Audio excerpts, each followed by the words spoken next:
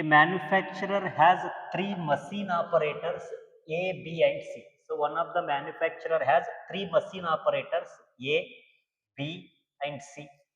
And the first operator A produces 1% defective items. So operator A produces 1% defective items, whereas the other two operators B and C produces 5% and 7% defective items. So B operator produces 5% defective items and operator C produces 7% defective items. And also he has given that A is on the job for 50% of the time. So the operator A is on the job for 50% of the time. It means 50% of the items are produced by the operator A. 50% of the items produced by the operator A, and B is on the job for 30% of the time. It means 30% of the items produced by operator B. Similarly, C is on the job for 20% of the time. It means 20% of the items are produced by the operator C. I hope all of you understood. See here, in this question he has given that a manufacturer has three machine operators A, B and C, whereas A produces 50% of the items and out of 50%, 1% are defective items, and B produces 30% items and out of 30%, 5% are defective items, and C produces 20% items, out of 20%, 7% are defective items. And also he has given that a defective item is produced. See here is the given event. That is what one of the defective item is produced. So that defective item may produced by the operator A or operator B or operator C. But here he has given that find the probability that it was produced by the operator A. We need to calculate this defective item produced by the operator A. So in this question totally we have three operators. So it means three mutually exclusive events. So whereas first event E1 is item produced by operator A, and second event E2 is item produced by operator B, and E3 event item produced by operator C, and one of the given event A. So A event here is a defective item is produced. A defective item is produced. A defective item is produced, and we need to calculate this defective item produced by the operator A. It means we need to calculate probability of E1 by A, where E1 is item produced by the operator A, and its formula is probability of E1 into probability of A by E1 divides probability of E1 into probability of A by E1 plus probability of E2 into probability of A by E2 plus probability of E3 into probability of A by E3. Now we need these values. So first we need probability of E1, probability of E2 and probability of E3. So the value of probability of E1. E1 is the event item produced by the operator A. It means probability of item produced by the operator A. 50% of the items are produced by operator A. Therefore, probability of E1 is 50 divided by 100, or it can be written as 5 divided by 10. Similarly, probability of E2, item produced by operator B, 30%. So 30 divided by 100, which is equals to 3 by 10. And similarly, probability of E3 is equals to probability of the item produced by the operator C is 20%. So it means 20 divided by 100, which is equals to 2 by 10.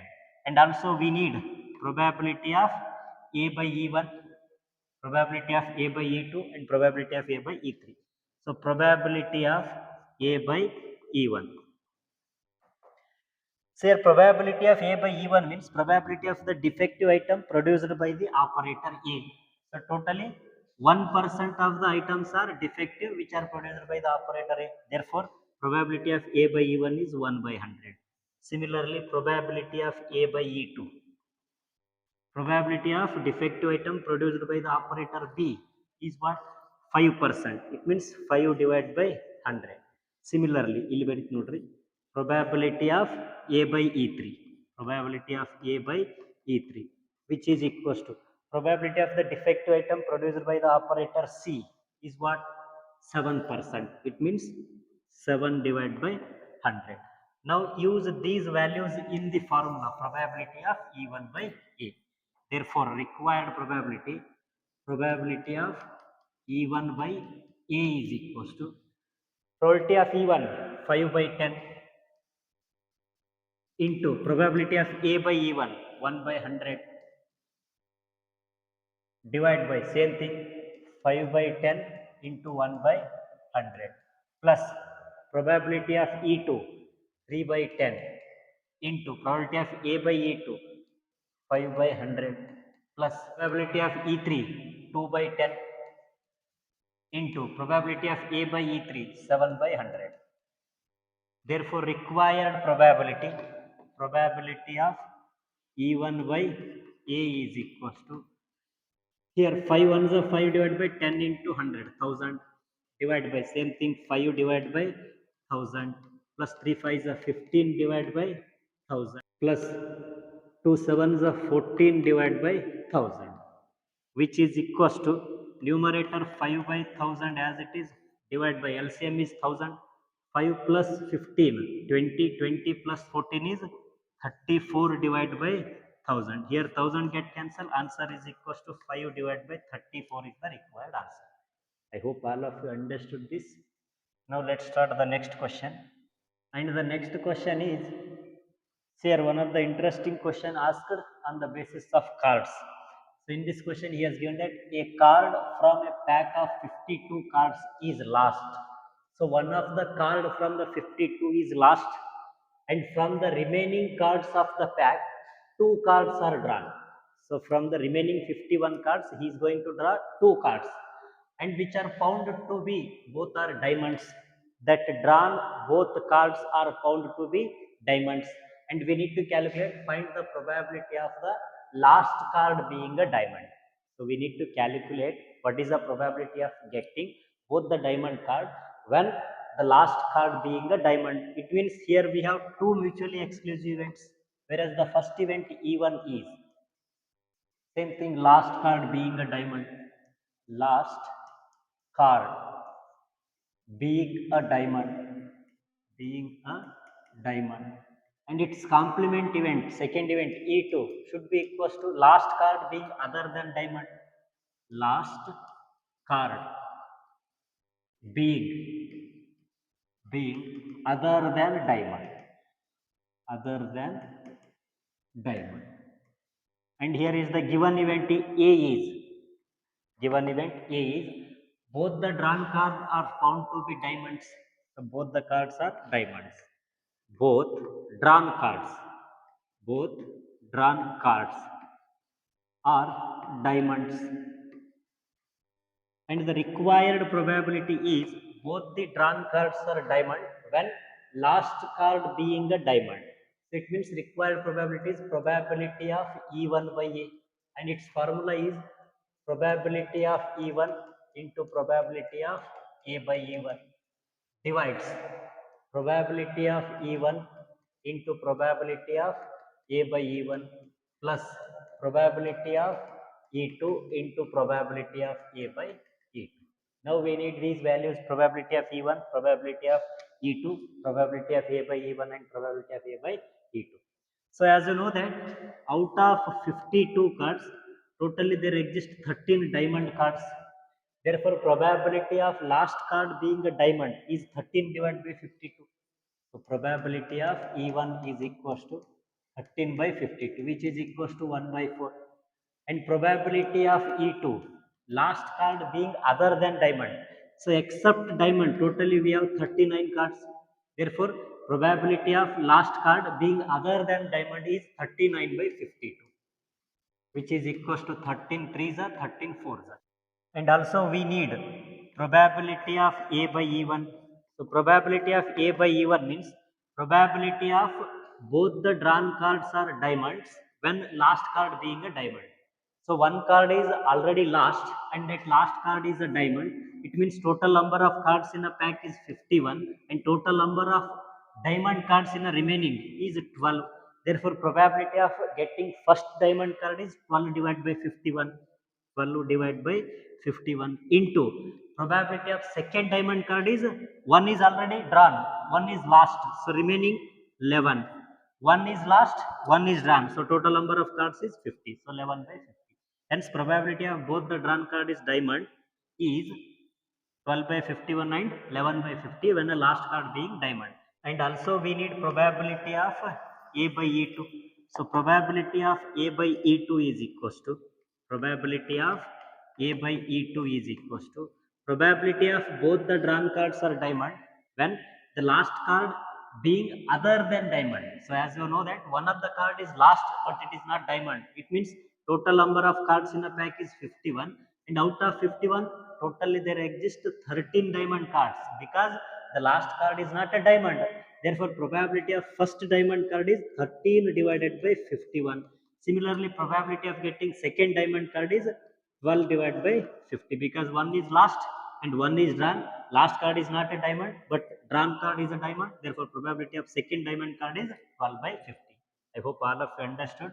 Now use these values in the required probability of E1 by A formula, which is equals to probability of E1 is 1 by 4 into probability of A by E1 is 12 divided by 51 into 11 by 50 whole divided by same thing 1 by 4 into 12 divided by 51 into 11 by 50 plus probability of E2 is 3 by 4 into probability of A by E2 is 13 divided by 51 into 12 divided by 50. Now we need to simplify this. Therefore, required probability of E1 by A is equals to probability of E1 by A is equals to here we may cancel 4 ones are 4 threes are 3 ones are 3 17s. So therefore numerator is 11 divided by 17 into 50 whole divided by this is also same thing 4 ones are 4 threes are 3 ones are 3 17s.